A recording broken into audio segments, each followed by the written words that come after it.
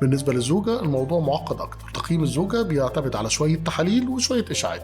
التحاليل بتكون تحاليل المسؤولة عن التبويض زي ال FSH وال LH، تحليل هرمون اللبن اللي هو البرولاكتين لأنه بيأثر على عمل الغدة النخامية، تحليل الغدة الدرقية، ممكن نطلب تحليل البروجسترون لأنه بيورينا كفاءة التبويض نفسه. بعد تقييم التحاليل برضه من الحاجات المهمة إجراء أشعة بالصبغة على الرحم والأنابيب، بنتأكد منه إن عدم وجود انسداد أو حاجز يمنع التقاء البويضة بالحيوان المنوي. بعد تقييم الوضع وبعد معرفة السبب بنبدأ نحط خطة علاج، وعلى أساسها ربنا بيكرم على طول وبيحصل حمل إن شاء الله. هل ممكن نعمل التحاليل دي كلها وممكن ما يوصلش للنتيجة؟